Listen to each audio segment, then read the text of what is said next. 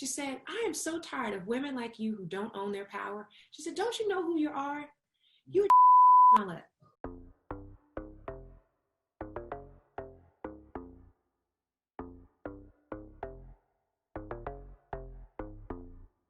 At 33, Jurnee Smollett is no longer asking for approval.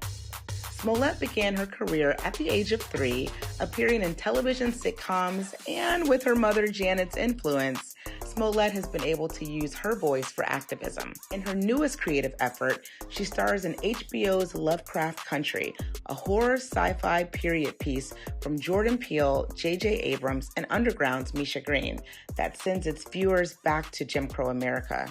We chat.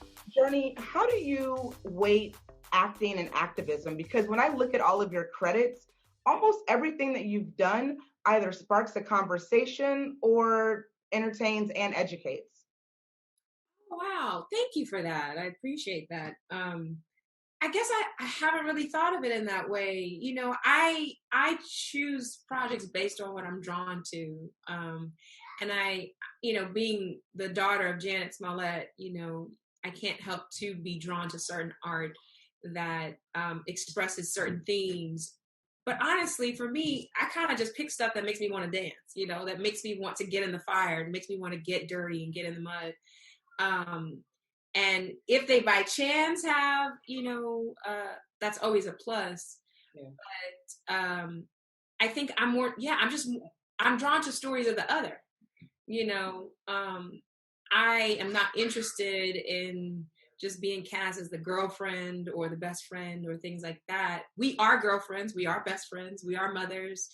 But we are so much more, and in addition to that. And so I guess I'm just interested in exploring complex, flawed women, you know, and have been very fortunate, especially recently, to work with filmmakers whose desire to explore these type of stories align with my own. You have been very outspoken, even at a time when it wasn't in vogue to be outspoken. Where did your courage come from in order for you to know and recognize that you have a voice? My mother. Mm-hmm. Anyone who meets our mother can instantly understand every single thing about my family. You know, my mother, Black woman who was born in Galveston, Texas, grew up in New Orleans, and left when she was 19 years old to go and join the civil rights movement, working with Angela Davis. Mm-hmm. So growing up, I heard stories about her watching Angela in press conferences and seeing how, you know, all these fiery women like Afanya Davis, and, you know, my mother would pass me, when I was 8 years old, she passed me a biography to read about Harriet Tubman. You know, she was constantly filling us up with not just images of fierce, ferocious Black women, but words of these women, right? And men, you know. And so it's part of my DNA. It's who she is. It's who my grandmother was. So honestly, I'm just being myself. Yeah. And she always encouraged us to use our voice. She would always say that being a server of humanity was the greatest calling we could ever have. When did you realize that you had this power? Because it feels like it might be very recently. You know, I would say the reckoning I've been going through has evolved over the past few years. There's something about shedding your girlhood, you know, and coming into your womanhood. And it happens for different people at different stages in their life. For me, I've come to understand the importance of recognizing people or things or themes in my life that don't serve me, and letting it go. And I think, honestly, after I had my son, something changed in me. Yeah. A lot changed in me. Yeah. One of the things that for sure changed in me is this idea that if I allow myself to be cut short, I'm cutting him short. I was talking in the Hollywood Reporter about Shonda Rhimes, who's been such an influence on my life. You know, I was talking with her about a project. I just had Hunter maybe 7 or 8 months prior, Underground had just been canceled, and I was fielding like a few offers, and I was talking to her about this new reality of being a mom and working and being afraid to like make any decision with it because it would be a bad decision that could affect him. Yeah. And you can ask for these things. You can ask for help. You can ask for there to be a nursery on set. You can ask for, blah, blah, blah, blah, blah. And my response to her was, wait, I can ask for that? And she said some words to me that was the biggest wake-up call. She said, I am so tired of women like you who don't own their power. She said, don't you know who you are? You are Jurnee Smollett. Wow. Those words single-handedly, whenever I now approach any sort of negotiations, and I say, look, this is what I need to protect my process. And part of my process is now that I'm a mother, okay? And if I don't have my son taken care of and everything like that taken care of, I'm not going to be present and do the job y'all want me to do. So it services you and the job you're hiring me to do to take care of this. This kind of realization really plays into this role of Letty Lewis in Lovecraft Country, now airing on HBO. I know, or at least I read, that you lost some sleep after you read about this character. What was it about Letty that made you say, I have to play her and I'm not going to sleep again until I get this job? Yeah, Underground had just been canceled, and Misha was actively trying to find a home for season 3. And she just casually passed me the script, not offering it to me, but just like, you're my friend, this is what I'm working on. But she was still focused on Underground. Like, she wasn't ready to give up on her baby, as none of us were, Yeah. And I was fielding several offers that I would kind of pass to Misha and be like, what you think about this? And she would say no to everything. Like, no, bitch, you can't do that. No,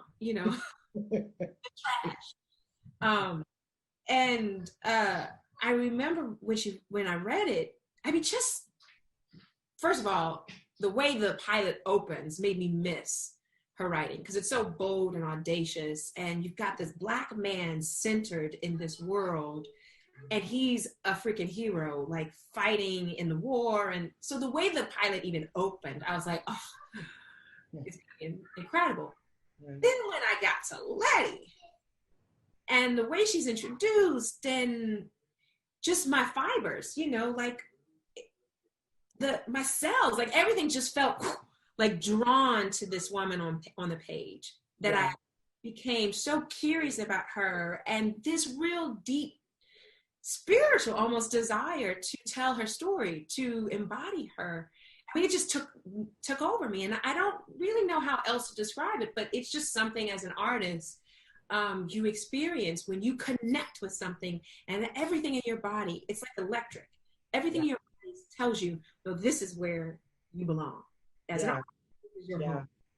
In Letty, like, and I lost sleep thinking, why is Misha not this role?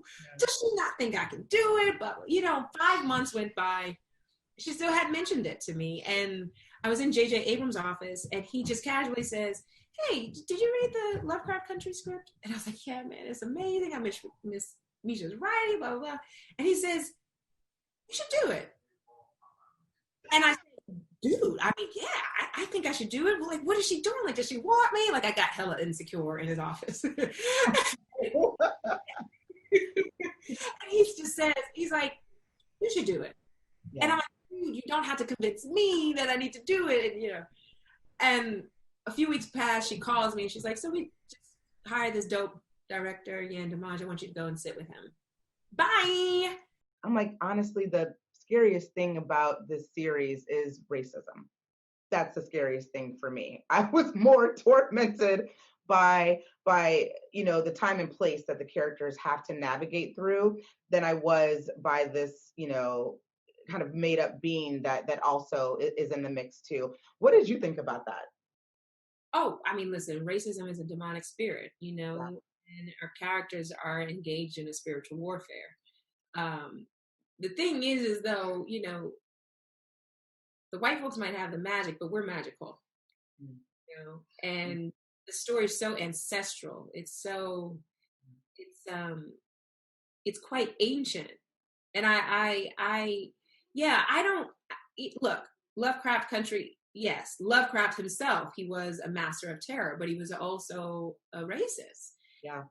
And for sure, the racism, the systemic oppression that we as Black Americans experience is way more terrifying than some Shoggoths, okay?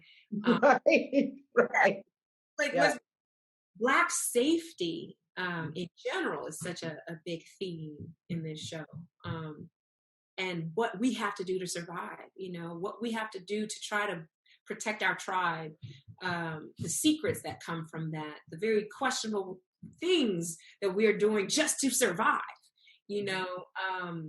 the secrets that bind us, the different points of view of magic. There's so many themes that are explored in this show. Jurnee, before I let you go, it dawned on me that you have now, at 33, been working in this industry for 3 decades and working successfully in this industry for 3 decades. What would you tell your younger self, knowing all the things that you've experienced now? Don't ask for approval. Up next on Another Act, funny woman and Emmy-nominated host, Nicole Byer.